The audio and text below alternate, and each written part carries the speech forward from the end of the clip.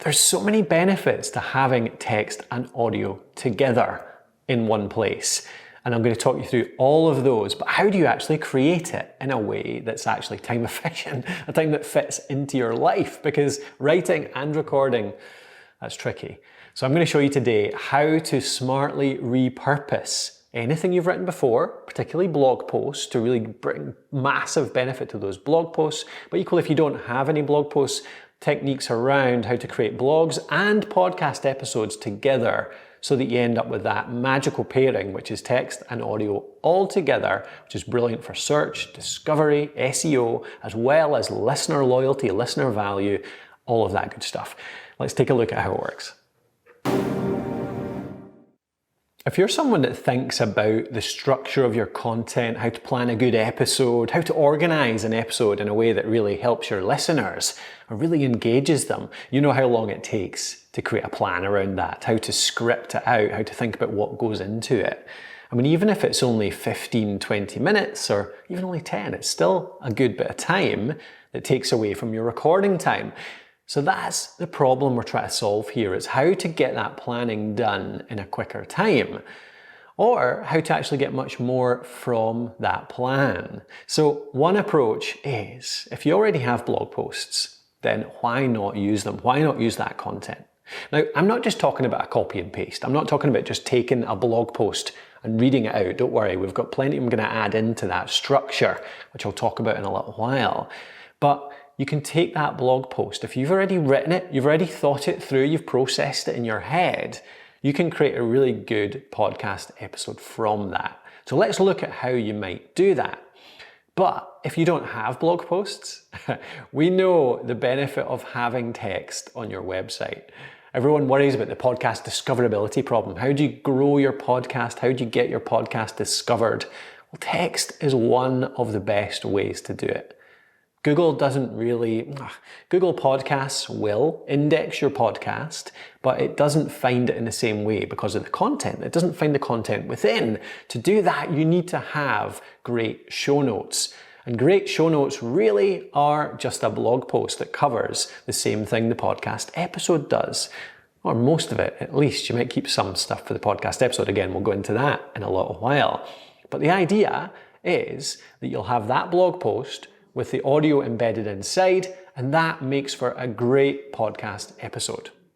Now, alongside the benefits of being found, the SEO benefits of having that content out there in text, it also is a big thing for your listeners. If you can provide a written resource that really summarizes, covers all the topics that are in your podcast episode, it's something for them really valuable to go and have a look at afterwards and kind of review the great stuff that you've taught them, as well as all the resources, all the links, some takeaways, some actions that you can pop in there. So useful for your listeners. That really helps to build loyalty. So I hope you've got a lot of benefits out of this. Let's have a look at how it actually works. So if you already have blog posts out there in the world on your site, let's start to use them to begin with, because they're already there.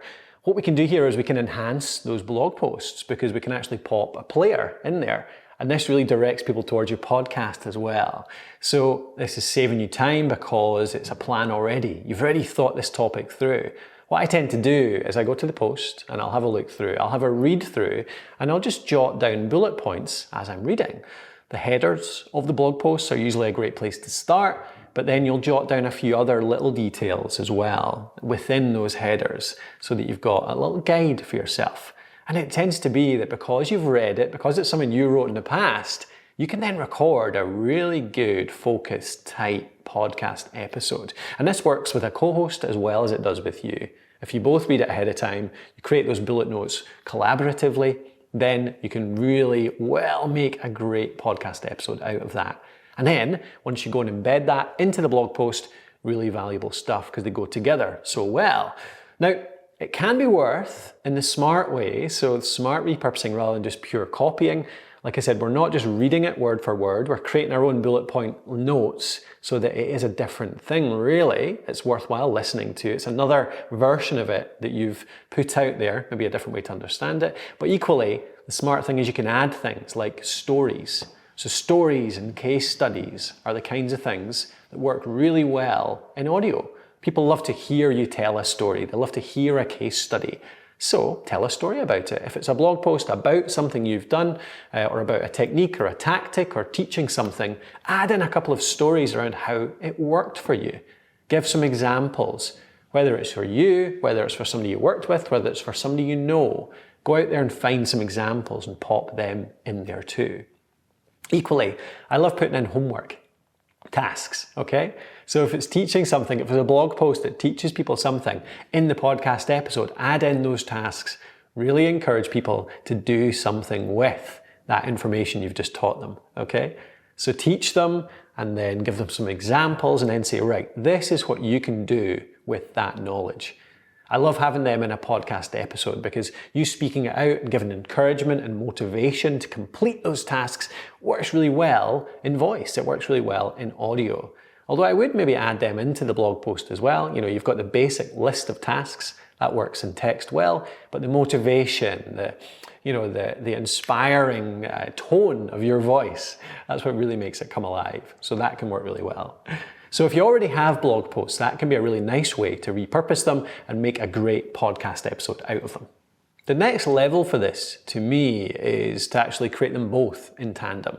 So you're saving time by creating more content in one activity, creating a blog post and a podcast episode. And not only are you saving time, but you tend to create a better product on both sides. You'll create a better blog post and you'll create a better podcast as a result, and I'll talk you through how that works. But the way it works to me is alternating, doing it in tandem. So you've got the blog post first, that's what I tend to do. I'll write out a bullet point list, a plan, a structure for the post. You think through the idea, what's the topic you're going to cover, what's the question you're answering, what's the problem you're solving. Write out some bullet points around the different areas of that topic. What are you going to cover, what are you going to solve? And that's your starting plan. You can maybe put a wee bit of meat in those bones, some main bullet points that are the section headers, and then a few within each one that tell you what you're going to cover inside each of those sections. That's your start, that's your guide. From that, you can then write your blog post. Write it up straight away. So write a blog post based on that plan. The great thing is then, if I do that and then I go and record a podcast episode, I tend to create something much better. My podcast episode is better as a result because I've just processed it all. I've just thought it all through. You think really deeply when you're writing, so your audio content tends to be better.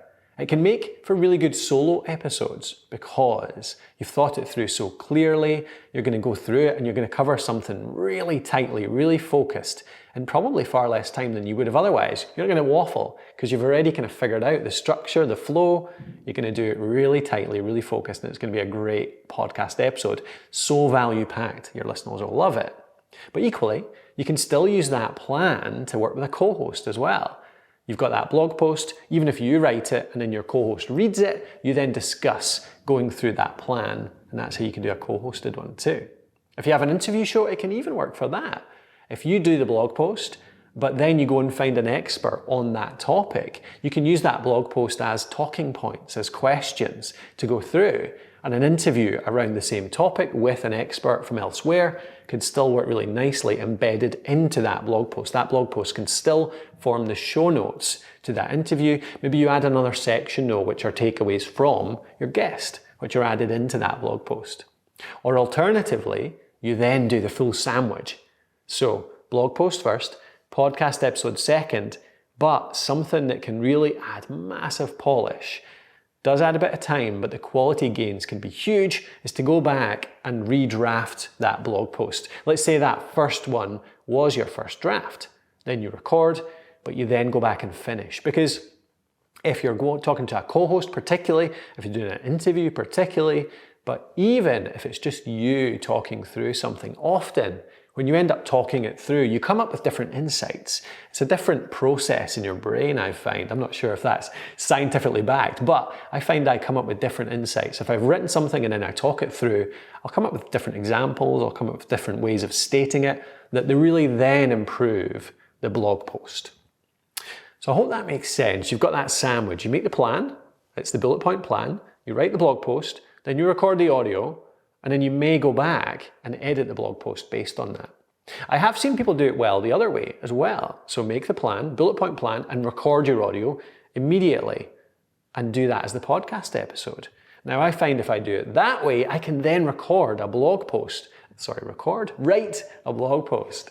much, much quicker because I've just processed it. Again, it's a similar kind of way. You've processed it by talking it through. You can then write a blog post really quickly compared to writing it from scratch. So if you do that immediately, if you can commit to that process, do it immediately, it can save so much time and I think create better quality content on both sides, audio and text, that then go together to create a much more valuable whole. So that was smart repurposing, getting more from something you've created before, or smart repurposing text and audio between each other and really making something that's better overall. So I hope you found that useful. I'd love it if you do hit that little bell icon if you like our content. If you want to see more of these, that'll pop it up in your YouTube subscriptions. And please do pop over to thepodcasthost.com if you want more content on anything podcasting. Remember too, if you want to cut more time creating your podcast, we also have Alitu. Alitu is our podcast maker app, which helps you make your podcast. It does a lot of automation, does all the audio cleanup, like noise reduction, leveling, all that kind of stuff. Helps you with your editing, with a podcast-specific editing platform, adds in your music and your transitions automatically. There's an episode builder there you can record right into. You can rearrange all your elements. You can pop ads in from your library. And it's now got hosting as well. So you can host your podcast on there right inside Alitu. So if you go and check that out, you can get a 7-day free trial over at alitu.com. That's alitu.com.